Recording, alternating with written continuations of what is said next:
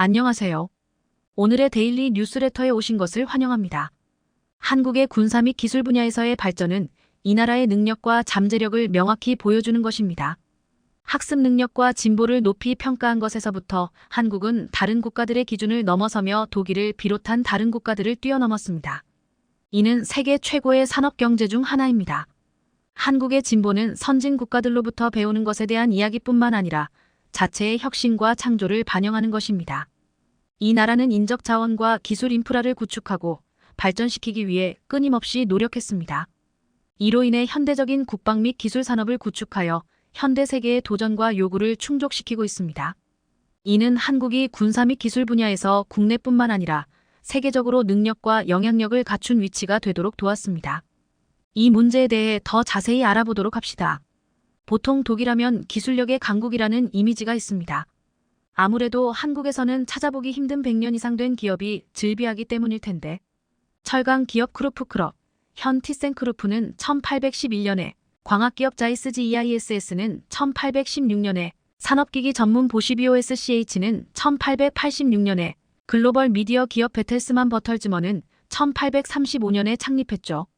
이렇게 100년 이상 안정적으로 사업을 해오고 있다면 그 어떤 기업도 함부로 따라올 수 없는 기술력을 축적했다는 의미이고 세계 최고 기술 강국이라고 불러도 손색이 없을 겁니다. 참고로 메르세데스-벤츠도 저러한 기업들 앞에서는 명함도 내밀지 못합니다. 1926년에야 세워졌으니까요. 그래서 독일인들이 겉만 번지르르한 제품에 시선을 주지 않는 이유도 오로지 최고만을 추구하도록 부지불식간에 훈련되어 있기 때문입니다.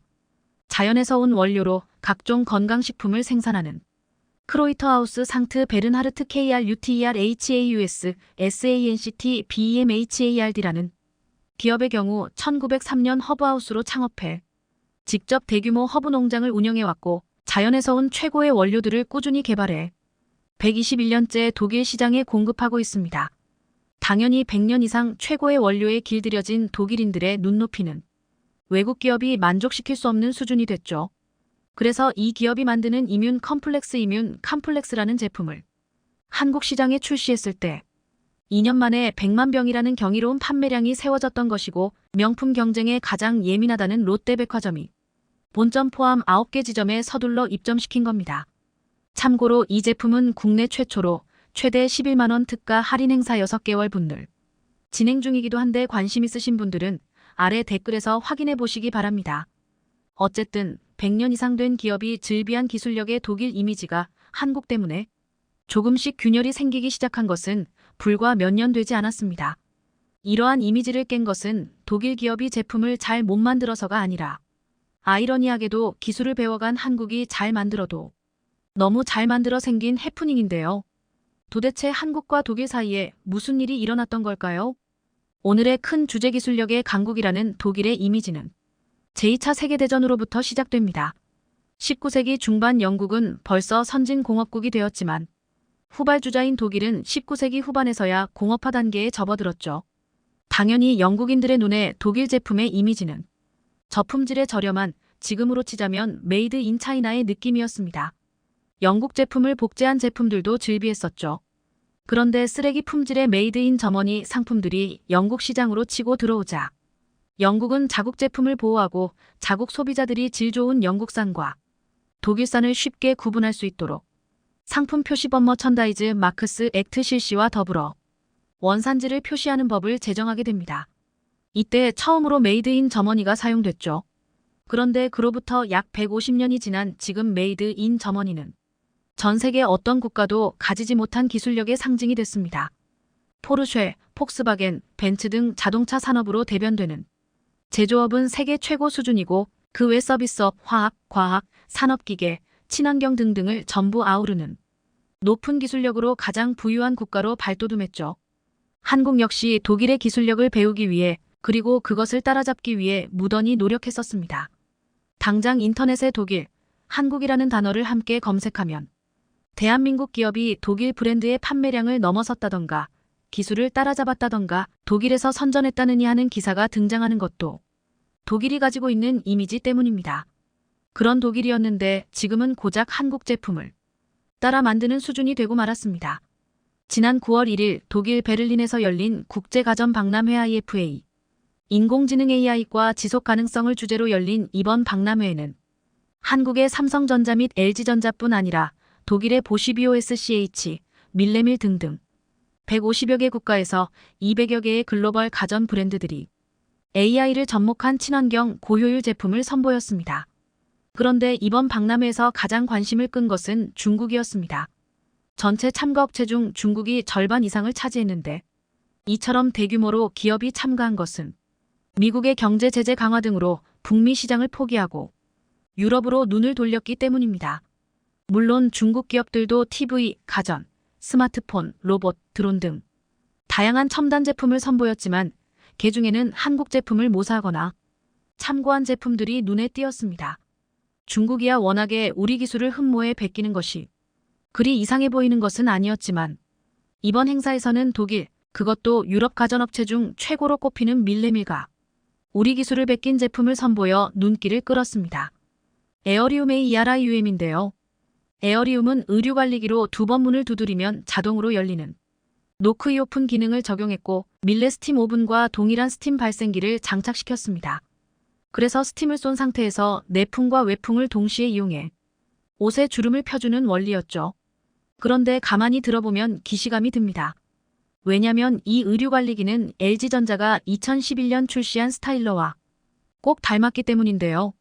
마르쿠스 회장은 에어리움은 처음 선보이는 제품이라며 의류관리기는 아시아에서 오랫동안 인기를 끌었지만 유럽에는 거의 알려지지 않은 제품이라며 출시 배경을 설명했습니다. 실제로 유럽이나 북미 등 해외에서 스타일러의 존재감은 거의 제로에 가깝습니다. 그래서 밀레는 아예 유럽을 대상으로 신시장을 만들겠다는 도전을 선언한 겁니다. LG전자는 이 사실에 불편했을 법하지만 밀레가 우리 스타일러와 비슷한 의류관리기를 전시했다. 경쟁자가 생겼다기보다 우리가 처음 내놓은 신가전이 세계에서 인정받았다는 느낌이 들었다는 의견을 밝혔습니다. 현재 한국의 의류관리기 시장은 삼성전자의 에어드레서 등이 가세하면서 한 해 60만 대 규모로 성장했는데 이제는 신혼부부가 꼭 챙겨야 하는 필수 가전으로 자리 잡았습니다. 1899년 독일인 칼 밀레 칼 밀, 1869-1938화, 라인하르트 진칼 라인하드 GINKA에는 1869-19390i 설립한 밀레는 유럽의 대표 가전업체입니다. 이뮨 컴플렉스를 출시한 상트 베르나르트보다 4년이나 앞서 설립된 독일 대표 백년 기업이죠. 워낙에 기술력이 특출나 경쟁사보다 늘 비싼 가격으로 출시되는 프리미엄 가전이지만 10년 이상 써도 잔고장이 없는 컨셉이 먹혀 전 세계적으로도 명품 가전업체로 꼽힙니다.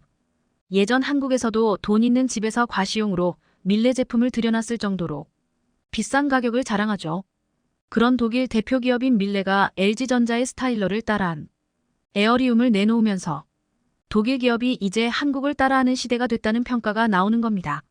사실 한국은 많은 기술을 독일로부터 배우거나 전수받았는데 지금은 많은 분야에서 독일을 앞섰거나 대등한 것으로 평가됩니다. 특히 이런 경향은 무기 분야에서 도드라지죠.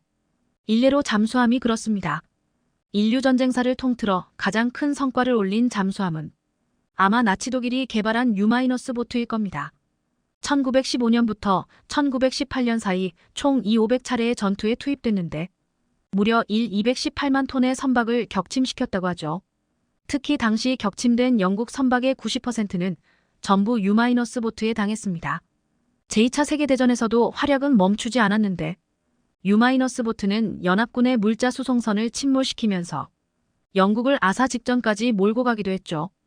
윈스턴 처칠 1874-1965전 영국 총리도 2차 세계대전 중 가장 무서웠던 건 독일의 잠수함이었다고 토로할 정도였습니다.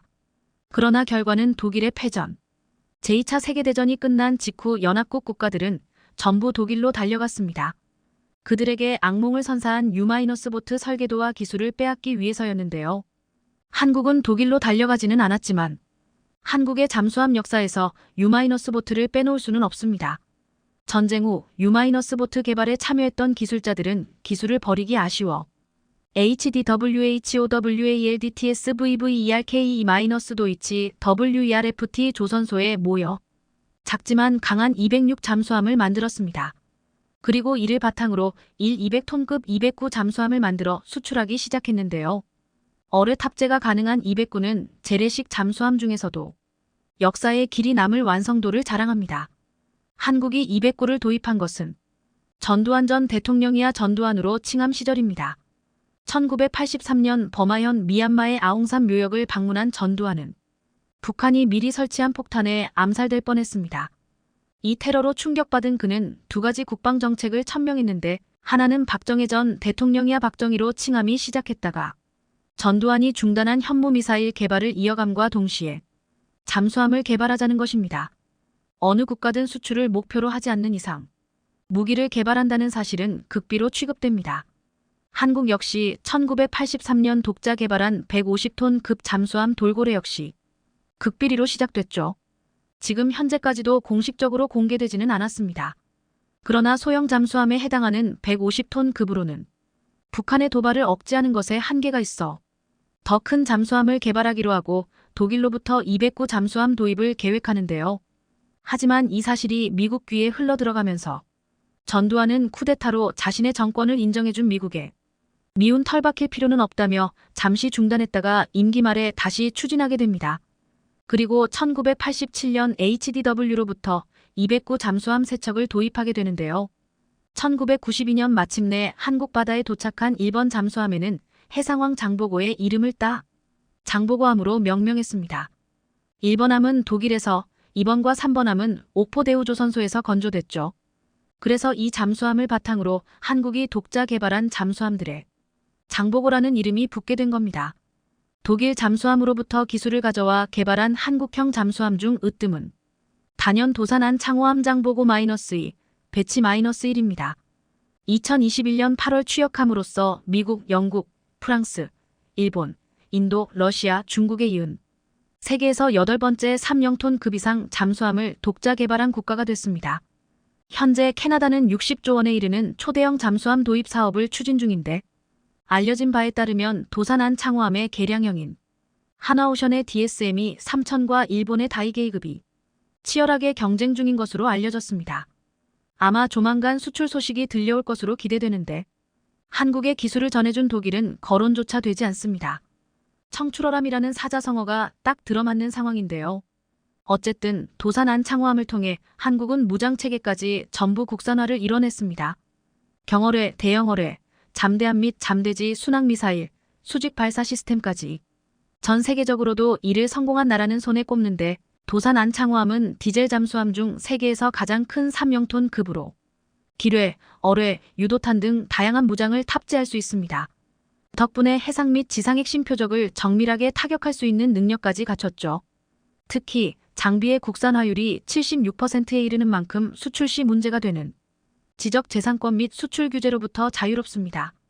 도산한 창호함의 가장 큰 특징 중 하나는 전 세계에서도 유례없는 SLBM 발사가 가능하다는 점입니다. 핵탄두를 실어 나를 수 있는 탄도미사일은 무엇으로 운반하느냐에 따라 공중에서 투하하는 ALBM, 지상에서 발사하는 ICBM, 잠수함에서 발사하는 SLBM으로 구분합니다. 그중 SLBM은 수중에서 발사되는 만큼 가장 두려운 탄도미사일인데 왜냐면 심해에서 갑자기 떠올라 미사일을 쏘기 때문입니다. 사실상 대응이 불가능한 겁니다. 상대방 입장에서는 SLBM이 존재한다는 것 자체로 불편하기 마련인데 도산한 창호함에는 SLBM 발사대가 6기나 탑재됩니다. 그래서 지난 2021년 9월 15일에는 전 세계에 공개적으로 SLBM 발사 모습을 과시했습니다. 바다에서 솟구친 미사일이 400km를 날아 목표 지점에 정확히 명중함으로써 한국은 세계에서 7번째로 SLBM 발사에 성공한 국가로 기록됐는데요. 이에 미국 잠수함 전문가 서트는 자신의 블로그에 한국이 공개한 도산한 창호함은 미사일 능력에 새로운 여명을 예고하는 것일 수도 있다고 극찬하기도 했습니다. 이렇듯 한국은 기술력 강국 독일로부터 기술을 배워와 한국인 특유의 성실함과 손기술을 가미해 이제는 독일을 넘어 기술력 최강 대국으로 거듭나고 있습니다. 2019년 1년 동안 북한이 쓴 미사일이 총 27발로 조사됐는데 아직 올해가 지나기도 전에 벌써 79발을 쏴댔죠. 도대체 왜 어떤 목적으로 이렇게 무차별적인 도발을 감행하는지 알 수는 없지만 북한에게는 분명 그 의도가 있을 겁니다. 그런데 불과 1년 전 9월 15일에 발생한 도발은 좀 이례적입니다. 자신들이 형님처럼 모시는 중국의 외교부장 왕이가 북한은 약 5분 간격으로 탄도미사일을 쐈습니다. 당시 북한은 고도 60km의 미사일을 쏴 일본의 배타적 경제 수역에 떨어뜨렸는데 하루 뒤 놀라운 사진이 공개됐습니다. 조선중앙통신이 공개한 사진을 보면 이 미사일은 특이하게 열차에서 쏜 것으로 확인되는데 이른바 철도기동 미사일 체계였습니다. 이는 구소련에서 최초로 도입한 미사일 체계로 달리는 열차에서 미사일을 쏘아 올리는 특징이 있습니다. 철도가 촘촘하게 깔린 북한에서는 어느 지역에서든 미사일 발사가 가능하기는 하지만 철로가 파괴되면 무용지물이 되기 때문에 아직도 이런 미사일을 운용하는구나라는 비아냥 섞인 조롱을 받기도 했죠. 그런데 북한이 열차 미사일을 쏜 지 딱 2시간 뒤 한국에서도 미사일이 발사됩니다. 바로 SLBM, 즉 잠수합 발사 탄도미사일이죠. 천지를 뒤흔드는 굉음과 함께 바다 아래에서 갑자기 물줄기가 솟구쳐 오릅니다. 서서히 하늘을 향해 날아오른 미사일은 장장 400km 바깥의 목표 지점을 향해 날았는데 이는 한국이 역사상 최초로 성공시킨 잠수합 탄도미사일 발사였습니다. 이로써 한국은 미국, 러시아, 중국, 영국, 프랑스, 인도에 이어 세계에서 7번째로 SLBM을 성공시킨 국가가 됐죠. 사실 잠수함에서 미사일을 쏴 목표를 타격하는 SLBM은 고난이도 중 고난이도 미사일로 꼽힙니다. 보통 탄도미사일은 핵무기의 운반 수단이 될 수 있기 때문에 그 운반 체계에 따라 지상에서 쏘는 ICBM이 있고 바다 아래에서 쏘는 SLBM이 있고 공중에서 투하하는 전략 폭격기가 있습니다. 그중 SLBM은 콜드런치, 즉 고압증기를 이용해 미사일을 일정 높이 이상으로 쏘아 올린 후 공중에서 엔진이 점화되는 방식을 사용하는데 지지대로 활용할 만한 공간이 넉넉하지 않습니다. 단일의 오차로 발사에 실패하는 경우가 있는데 자칫 실패하면 잠수합에 탑승한 요원들의 생존까지 장담할 수 없습니다. 그래서 웬만큼 자신 있지 않으면 발사하지 않는데 한국은 그 어려운 것은 미선 컴플리트했죠. 이제 심해 어디서든 마음먹으면 북한에 대응할 수 있는 비밀무기가 생긴 겁니다. 한국이 SLBM에 성공할 수 있었던 것은 그해 8월 13일에 취역한 도산 안창호합이라는 잠수함 덕분인데 분명 도산 안창호합은 디젤로 운용되는 디젤 잠수합입니다. 미국의 잠수함 전문가인 H.I. 서트는 자신의 블로그에 기고한 글에서 한국이 공개한 도산 안창호합은 미사일 능력의 새로운 여명을 예고하는 것일 수도 있다고 쓰기도 했는데 한국의 기술력이 너무 뛰어난 탓일까요? 아니면 3,000톤급 도산 안창호함을 독자적으로 설계한 경험을 높이 쳐주는 것일까요?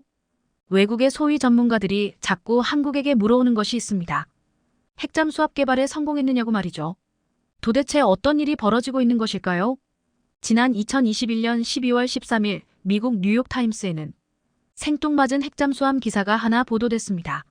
남한은 아주 오랫동안 핵잠수함을 원했다. 새로운 원자로가 길을 열어줄 수도 있다는 제목의 기사였는데 그간 한국은 핵잠수함과 관련하여 별다른 이슈를 내보내지 않았음에도 미국의 주류 매체가 나서서 이러한 기사를 썼다는 점이 조금 의아했었죠. 내용을 요약하자면 한국 정부가 월성원자력 발전소에서 4km 떨어진 경주 간포마을에 2025년 완공을 목표로 6,540억 원을 투입해 소형 모듈 원자로 SMR을 연구하는 연구단지를 조성 중인데 원자력 전문가들은 이 사업이 한국이 핵잠수함 개발의 전초기지가 될 것으로 본다는 것입니다. 한국의 가장 강력한 동맹이 수십 년간 반대해온 바로 그것이라는 말도 덧붙여서 말이죠. 그러면서 여러 전문가들의 발언을 인용해 이미 한국이 개발하려는 원자로의 출력은 차세대 4형톤급 잠수함에 전력을 공급하기에 충분하다며 한국은 이미 핵잠수함을 염두에 두고 있다는 취지였는데요. 그런데 비단 뉴욕타임스뿐 아니라 많은 외국의 전문가들은 한국의 핵잠 개발을 상당히 반대하고 있습니다. 윌러스 그렉슨 전미 국방부 동아시아 태평양 차관보는 한 인터뷰에서 핵잠수함은 보통 수심이 깊은 곳에서 작전하고 장거리 항해를 위해 만드는 것인데 그런 점에서 한국의 핵잠수함은 적절하지 않다고 말했고 미국 허드슨 연구소의 잠수함 전문가 브라이언 글락 선임 연구원은 한반도 주변의 동해와 서해에서 북한의 위협에 맞서는 데는 적합하지 않다. 미국 정부는 한국이 핵잠을 개발하기보다는 미사일 방어체계 등에 돈을 쓰기를 바란다고 분석하기도 했죠. 그런데 한국이 핵잠 수압 개발을 공론화한 것도 아닌데 왜 해외 언론과 전문가들이 먼저 나서서 이미 기술력은 충분하니만이 개발을 하니만이 앞장선 분석을 내놓는 것일까요? 아마 2003년 전 세계를 충격에 빠뜨린 사건 때문에 그럴 것으로 보입니다. 노무현 전 대통령은 취임 4개월 뒤 조영길 당시 국방부 장관의 보고를 받습니다. 프랑스의 바라쿠다급을 모델로 한국형 핵잠 수압 세척을 건조해 2020년까지 실전에 배치하겠다는 계획을 들은 그는 장고에 빠졌습니다. 이 계획은 그간 노심초사하며 관계 유지에 힘써왔던 미국은 물론이고 북한, 중국, 일본, 러시아를 포함해 전 세계 안보의 근간을 흔들 만한 사안이었기 때문이죠. 장고 끝에 노 전 대통령은 결국 이 사업을 승인하고 극비사항에 붙이도록 했습니다. 그렇게 2003년에 3, 6월에 6, 2일에 1을 딴 362사업, 즉 핵잠 세척 개발 사업이 비밀리에 시작됐습니다. 워낙에 국가안보에 중요한 사항이고 외부로 유출됐다가는 상당한 외교적 파장이 예견됐기 때문에 기자들에게까지 엠바고를 요청했지만 결국 사업은 1년 뒤 종료됐습니다. 조선일보의 기자가 국민의 알 권리를 충족시키겠다는 사명으로 이를 특종으로 보도했기 때문이죠. 결국 국방부는 이 기사가 보도된 직후 핵잠 수압 개발 계획 자체가 없었다며 전면 부인하면서 관련 조직을 완전 해체시켰는데요. 이후로 십수년간 핵잠 개발은 완전히 없는 일이 됐습니다. 그러다 핵잠 수압이 다시금 수면으로 떠오른 것은 2년 전입니다. 지난 2020년 7월 한국에서는 안보와 관련하여 큰 이슈가 연달아 터져나왔습니다. 하나는 그간 한국의 발목을 잡아왔던 한마이너스미 미사일 지침이 개정되어 로켓을 발사할 때 고체 연료의 사용이 가능해졌다는 점입니다. 물론 1년 뒤 지침이 완전히 폐지됐지만 당시만 해도 이는 큰 이슈였습니다.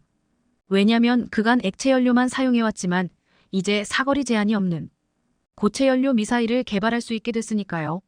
하지만 2달 후 이보다 훨씬 더 중요한 이슈가 하나 더 터졌습니다. 당시 한마이너스미 미사일 지침 개정 소식을 전한 김현종 국가안보실 제2차장은 한 인터뷰에서 차세대 잠수함은 핵연료를 쓰는 엔진을 탑재한 잠수함이라고 언급했습니다.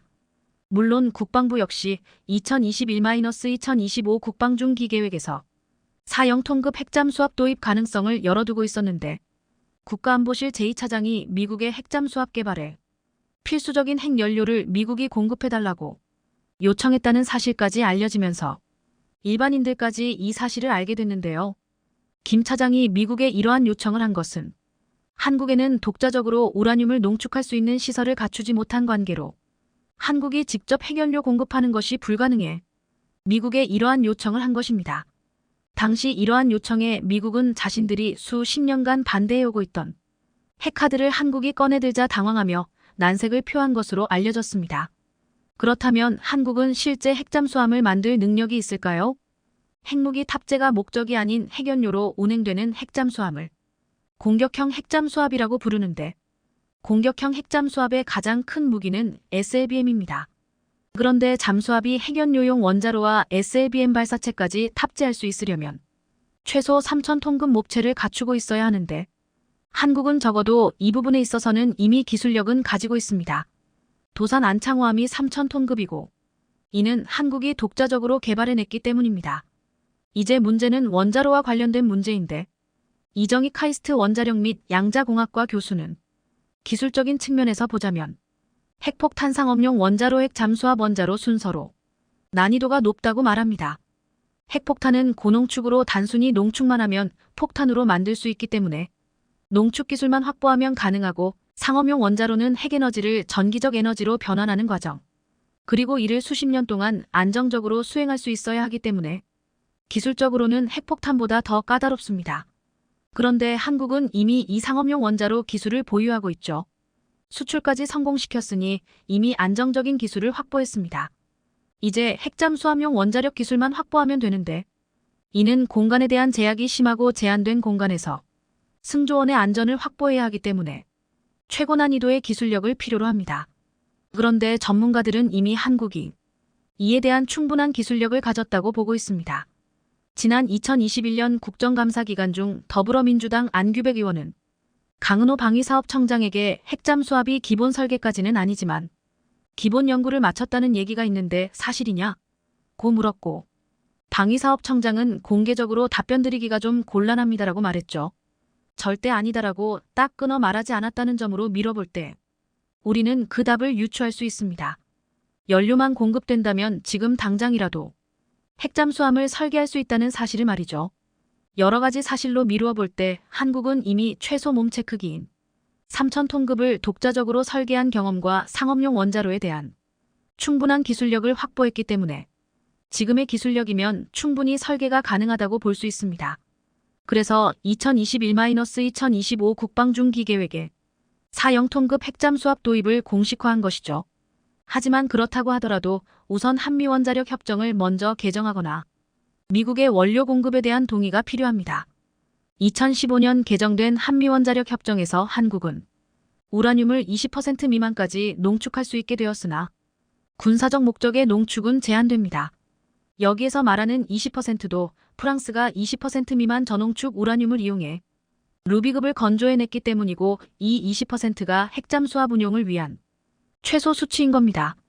하지만 이 원자력 기술을 미국의 기술이 아닌 영국이나 프랑스, 러시아 등 이미 미국과 다른 방식으로 원자력 기술을 개발한 나라와의 협력은 이 협정의 영향을 받지 않습니다.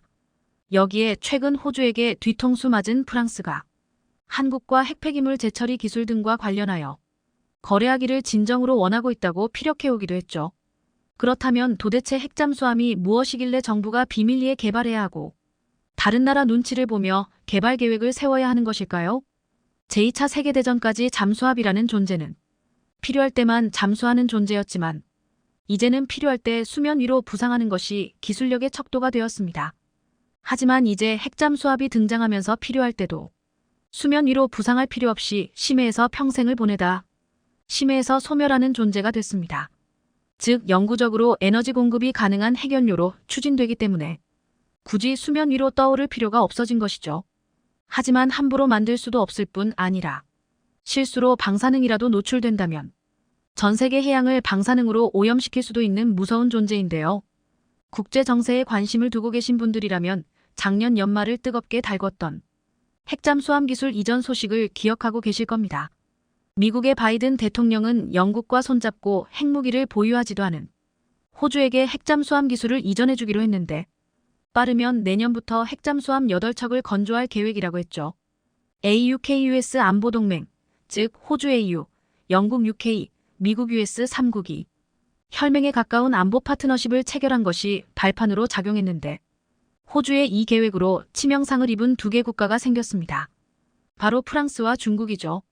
원래 호주는 2016년부터 약 77조 원을 투입해 12척의 디젤 잠수함을 프랑스로부터 수입하기로 계약을 체결했었습니다만 미국이 핵잠수함을 지원하겠다고 나서자 이 계약을 파기시켰습니다. 이 계약으로 호주는 프랑스에게 5조 원의 계약 파기 위약금을 물어낼 처지에 놓였지만 호주는 이 위약금을 물더라도 핵잠수함을 선택했죠. 중국 역시 이 계획으로 발등에 불이 떨어졌습니다. 잘 아시다시피 코로나 사태의 책임 여부를 두고 중국에게 책임을 물어야 한다고 주장했던 호주는 중국과 극도의 무역 분쟁을 겪었습니다. 이런 상황에서 미국이 호주에게 핵잠수함 기술을 제공한다는 것은 중국의 입장에서는 자신들의 안위가 크게 보장되지 못한다는 의미입니다. 핵잠수함은 수명이 끝날 때까지 수면으로 떠오르지 않을 수 있기 때문에 심해 깊은 곳을 유유히 떠돌다 갑자기 수면 위로 올라와 SLBM을 쓴 후 다시 가라앉으면 이를 찾아낼 방법이 없습니다. 그래서 중국은 함부로 호주를 건드릴 수도 도발할 수도 없는 상황에 놓이게 되는 것인데요. 그런데 미국도 호주도 중국도 그리고 바다를 접한 모든 국가들이 핵잠수함을 두려워하는 이유는 방사능 누출 사고입니다. 만약 핵잠수함이 사고로 침몰하게 될 경우 거기에서 유출되는 방사능을 어떻게 할 것이냐는 심각한 문제입니다. 누구도 함부로 접근할 수 없으므로 누구도 방사능 유출을 막을 수 없으니까요. 공격형 핵잠수함, 즉 핵을 연료로 하여 추진되는 잠수함이 한국군에 필요한 이유는 비단 북한 때문이라는 단순한 이유에 국한되지 않습니다. 최근 러시아-우크라이나 사태에서 보듯이 타국의 침략에 의한 전쟁의 폐해는 비단 과거의 일이 아닙니다. 지금 2022년 현재 일어나고 있는 일이며 어떻게 자국의 안보를 책임지느냐는 전적으로 그 국가의 선택입니다. 핵잠수함의 목적은 정보 수집도 있겠지만 무엇보다 우리나라의 심각한 피해를 야기한 국가에게 소리 없이 다가가 SLBM 등의 미사일로 치명적인 피해를 입히는 것입니다. 그럴 일은 없어야겠지만 대비하지 않은 국가의 피해가 어땠는지 우리는 한국 전쟁을 통해 배웠습니다. 그런 의미에서 주기적으로 수면으로 떠올라 연료를 보충해야 하는 디젤 잠수함은 적국의 군사위성에 노출될 위험성이 높은 반면 핵잠수함은 이론적으로 10년 이상 어쩌면 평생 동안 수면 아래에 머무른 상태로 작전 수행이 가능하죠. 물론 잠수함 승조원들의 정신적인 고통 문제는 반드시 해결해야 하는 문제이며 어디까지나 이론적으로 가능하다는 의미입니다. 뿐만 아니라 디젤 잠수함에 비해 최대 3배 이상 빠른 이동이 가능한 핵잠수함은 도발을 준비하는 북한 잠수함을 장시간 감시하고 추격해 공격 징후가 보이면 즉각 응징할 수도 있죠. 한국은 국방중기 계획에 잠시 언급했을 뿐 핵잠수함 도입에 대해 공식적으로 발표한 적은 없습니다만 어느 순간 국회의사당 지붕이 열리고 우리가 몇 년 걸릴 일을 한국은 몇 주 또는 몇 달이면 해낸다. 우리는 오랫동안 한국을 과소평가해왔다. 마이너스 유럽 방산업체 고위 관계자 마이너스. 지난 29원 로이터 통신이 한국이 세계 최대 무기 수출국을 노린다는 보도가 크게 화제가 되고 있습니다. 이 기사에서 폴란드 관리는 누구보다 빨리 무기를 제공하겠다는 한국의 제안이 주요 고려사항이었다며 10대의 K2와 24대의 K9로 이루어진 첫 선적은 거래가 체결된 지 물과 몇 달 후인 12월에 폴란드에 도착했으며 이후 최소 5대의 전차와 12대의 추가 자주포가 인도되었다고 했습니다. 그리고 이와는 대조적으로 또 다른 주요 무기 제조업체인 독일은 헝가리가 2018년에 주문한 44대의 새로운 레오파드 탱크를 아직 인도하지 못했다는 폴란드 국제문제연구소의 수석 분석가인 오스카 피에트레비치의 말을 전했습니다. 지금 로이터 통신에서 다뤄진 한국의 가장 큰 경쟁력은 빠른 배송, 이른바 로켓 배송이라고 말하고 있습니다. 로이터 통신은 한국 무기 산업의 간부들은 그것이 미래 고객을 위한 판매 포인트가 될 것이라고 말했다고 했습니다. 지금 빠른 배송만큼 매력적인 마케팅이 없다는 것입니다. 지난 25일 K2 전차 4차 양산 사원이 발표되었는데 20만 2428년까지 약 1조 9,400억 원을 들여서 150여 대를 추가로 생산한다고 했습니다. 한국의 새로운 추가 생산 발표는 한국 무기를 원하는 국가들에게 반가운 소식이 되고 있습니다. 지난 1월 미국 포린 폴리시는 폴란드가 한국의 K2 전차 1000대를 계약한 것은 굉장히 큰 사건이라며 폴란드 입장에서 한국과의 대규모 계약은 독일을 선택할 경우보다 훨씬 빨리 탱크를 확보할 수 있고 나아가 기술 이전을 통해 국내 방위 산업을 육성하려는 폴란드의 요구까지 충족해주는 이점이 있다고 분석했습니다. 또한 한국의 입장에서도 폴란드가 유럽 전체 레오파르트 2 탱크의 절반에 해당하는 1000대의 K2 전차를 갖출 경우 다른 나라들이 상호 운용성 면에서 K2 전차 구매를 검토할 가능성이 크다는 점에서 유리하다고 했습니다. 지금 독일의 레오파르트 2 전차는 현재 나토 육군 주력 전차로 유럽 각국에서 2000대 이상이 운용되고 있고 독일은 오랫동안 주변국의 무기 공급자 역할을 해왔으나 이에 대한 신뢰가 흔들리고 있다고 했습니다. 새로운 전차의 느린 인도 속도에 좌절했다고 표현했습니다. 결국 국방분석가 을레이크 헤르징거는 한국 폴란드 팀 구성이 유럽 주요 전투 탱크 시장에서 독일의 확고한 지배력을 싹쓸이 할 수 있다고 주장했습니다. 그런데 지금 한국과 폴란드는 K2 전차뿐만 아니라 차세대 전차에서도 놀라운 계획과 비전을 가지고 있어서 주목을 받고 있습니다. 그리고 지금 독일이 프랑스와 계획하고 있는 차세대 전차가 충돌이 벌어지며 한국의 차세대 전차가 더욱 관심을 받을 것이라는 말까지 나오고 있습니다. 폴란드 디펜스 24는 5월 30일 지상군 기갑혁명 가속화라는 제목으로 폴란드 지상군 장비 현대화에 대한 프레젠테이션을 보도했습니다. 여기서 먼저 폴란드 기갑 및 기계화 부대의 수장 야로스와프 고로프스키 준장의 발표를 전하면서 가장 중요한 프로그램 중에 전차의 현대화에 대한 비전을 소개했습니다. 고로프스키 준장은 K2 전차에 대한 도입도 거론하며 이 같은 현대적인 전차의 도입을 다른 은하계로의 도약이라고 표현했습니다. 다른 은하계로의 표현은 조금 과한 듯 했으나 이어지는 예비역 준장 출신의 현대로템의 미일성 부사장의 사업 설명에서 이것이 이해가 되었습니다. 이일성 부사장은 현대로템은 대한민국에서 세 번째로 큰 산업기업인 현대자동차 그룹 개발의 자회사이며 동시에 철강뿐만 아니라 문송수단 개입 및 집단 생산에 중요한 역할을 한다고 설명했습니다. 또한 이 부사장은 현대차그룹은 세계 3대 자동차 기업이라며 모빌리티, 로봇, 인공지능, 에너지, 스마트시티 등 현대차 그룹의 성과를 강조했습니다. 그러면서 차세대 전치에서 구현될 핵심 개념을 제시했습니다. 선체매 전체 승무원이 있는 구조 레이아웃과 130대포가 장착된 원격 조종 포탑, 수소 연료 전지 사용, 첨단 능동 방어 시스템 및 확장된 상황 민식 기능을 갖춘 차량 장비 다중 역할 무인 항공기 포함뿐만 아니라 별도의 발사대에 대전차 유도 미사일을 탑재할 계획이라고 했습니다. 이날 이희성 부사장이 설명한 차세대 전차의 계획은 먼 이야기가 아니라고 했습니다. 지금 국방과학연구소 K2전차의 차기 전차인 K3전차 개발에 필요한 기술 개발을 2026년까지 개발 완료를 목표로 달리고 있다고 했습니다. 그런데 현대로템 이희성 부사장이 폴란드에서 차기 전차에 대한 계획안을 괜히 자세하게 브리핑한 것이 아니라고 말하고 있습니다. 폴란드는 파격적으로 K2전차 1000대를 도입하기로 결정하고 지금 한국과 K3전차 공동 개발까지 거론되고 있습니다. 일각에서는 폴란드는 한국이 개발하는 차세대 전차 K3전차 때문에 K2전차를 1000대나 도입하고 자국 내 생산시설을 갖추는 큰 그림을 그렸다는 말을 하고 있습니다. 유럽 무기 생산의 최강국 독일과 프랑스는 각각의 주력 전차인 레오파르트 2와 르클레르를 대체할 차세대 모델을 공동으로 개발하는 계획을 진행시켜왔습니다.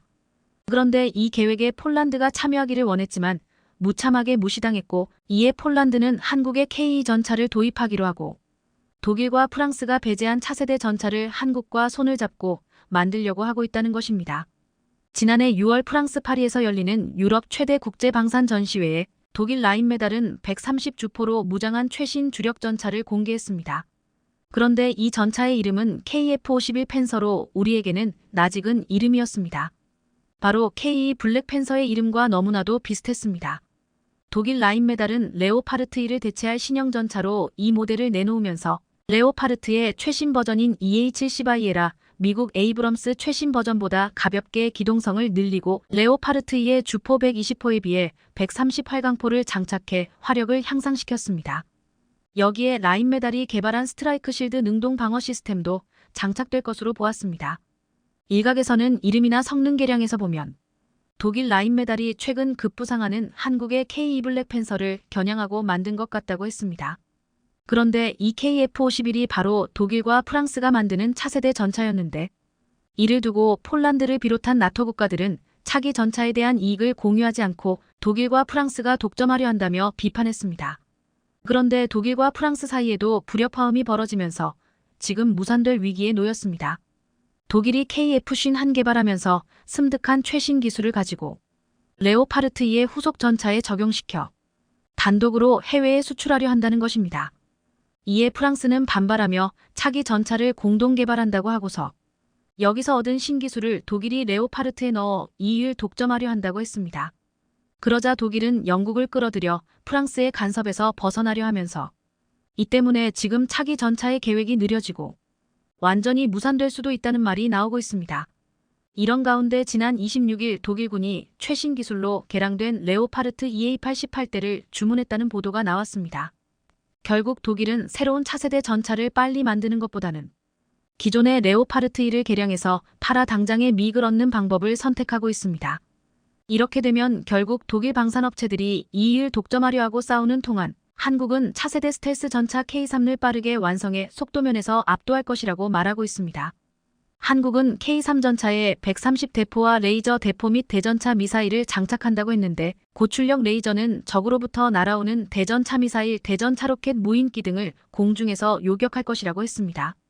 또한 드론이 탑재되어 보이지 않는 주변 정찰과 감시 공격까지도 할 수 있으며 스텔스 전차로 변신이 가능하여 적의 레이더에도 감시가 안 된다고 했습니다. 지금 국내의 목표는 K3 전차를 빠르게 개발해 전차 강국 미국, 독일과 러시아를 뛰어넘는 최강 전차 강국이 되겠다는 것입니다. 이 목표는 단순한 개발 목표로 선정한 것 같지만 지금 그동안의 개발 과정을 보며 폴란드를 비롯한 각국의 전문가들은 이를 주목하고 있습니다. 지난 2003년 우리 국방과학연구소를 중심으로 군산학연이 범국가적인 기술력을 총동원해 K2 전차의 개발에 들어간다는 기사가 나왔습니다.